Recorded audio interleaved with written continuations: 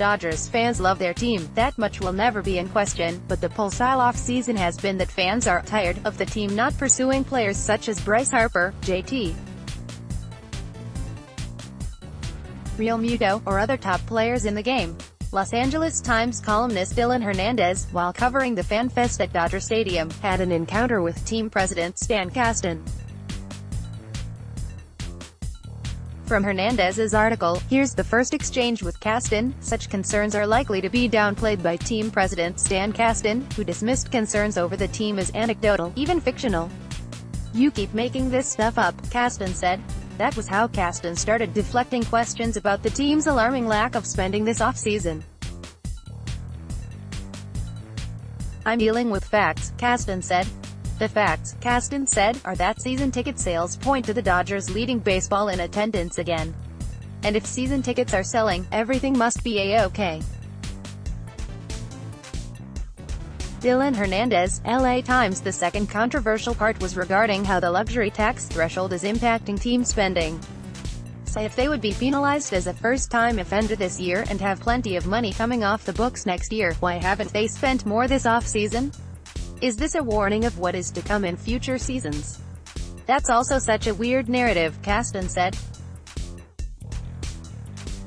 "If we can do whatever we do and stay under the luxury tax threshold, there are a lot of advantages to being under, by the way, a lot more advantages than you all write about. I'm not going to go into that because that's real inside baseball economic stuff," Kasten said. Told fans would be interested in the details, Kasten replied, "Hold on. Let me finish the answer. Some of the things are elsewhere in the collective bargaining agreement that no one's bothered to look at. Some of the things are inside baseball. So there are more advantages than just a little tax. Still, no details." Asked again if he didn't want to offer fans an explanation for the team's relative inactivity on the free agent market, Kasten said, "You're inventing a narrative that I don't agree with because, like I said, I can almost tell you for sure, we're going to lead the National League in attendance again. You're inventing a different universe that is not borne out by reality, by facts." Dylan Hernandez, LA Times. Further on regarding the luxury tax after just signing A.J. Pollock, what Kasten did say was that ownership hasn't issued a directive to remain under the luxury tax threshold. In fact, after signing center fielder A.J.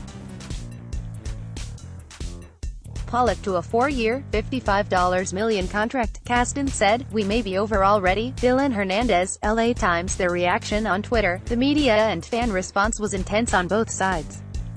Kasten's defensiveness and, really, arrogance in this piece is remarkable. Craig Calcaterra, at Craig Calcaterra, January 27, 2019. Dodgers haven't gone for the big-ticket outside star once since the mega trade with Boston. They got below the threshold last year and continue to stay away from the megastar. Their revenues are huge and their business model is a major success. Coming close in business is more acceptable, which is maybe why owner Stan Kasten is coming off happy with how team is doing. Angelo Rena, at Troy_on Hudson, January 28, 2019. Are the Dodgers already over the tax threshold? They actually might be, depending on how the season plays out.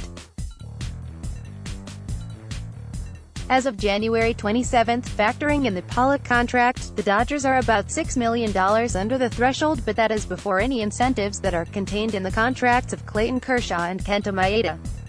Remember, the luxury tax threshold is based on annual average value, AAV, over the lifetime of the contract. Dodgers Nation has the details about the salaries here. As this article from Major League Baseball Trade Rumors states regarding the Dodgers spending, they did, after all, make the largest cash commitment to a position player thus far this winter. Are the Dodgers mandated to stay under the threshold?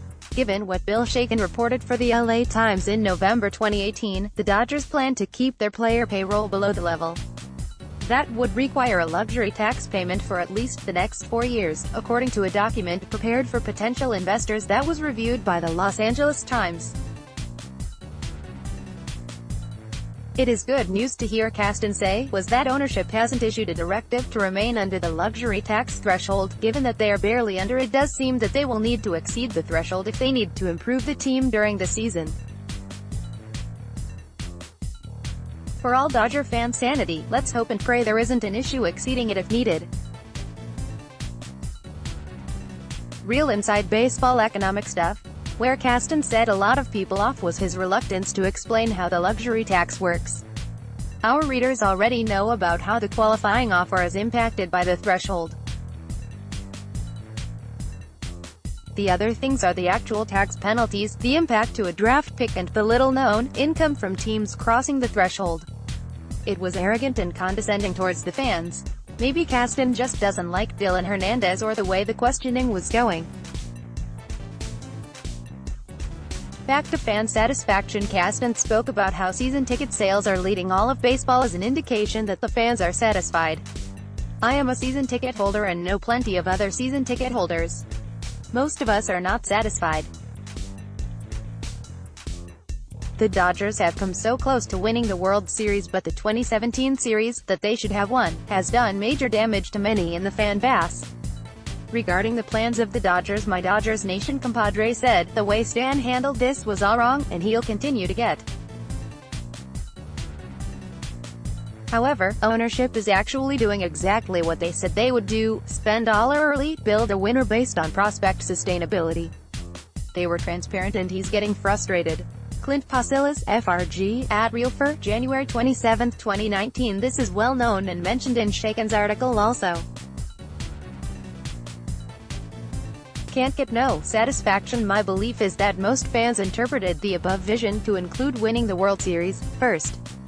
When this ownership group came on board in 2012 and made the Nick Punto trade, most of us thought we'd have at least one World Series championship by now.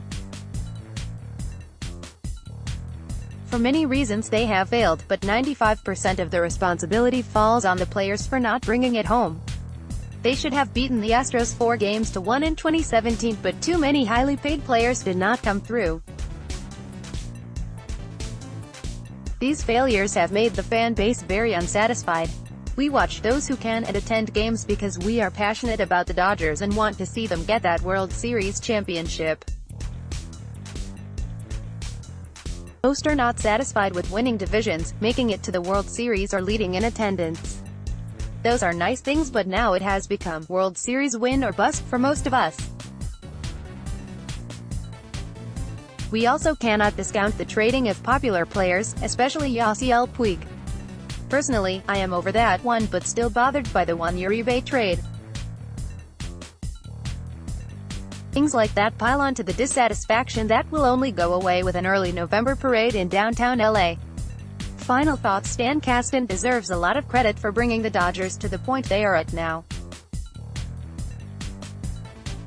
I did find many of these quotes offensive, especially by not answering the luxury tax issues and hiding behind inside baseball economic stuff.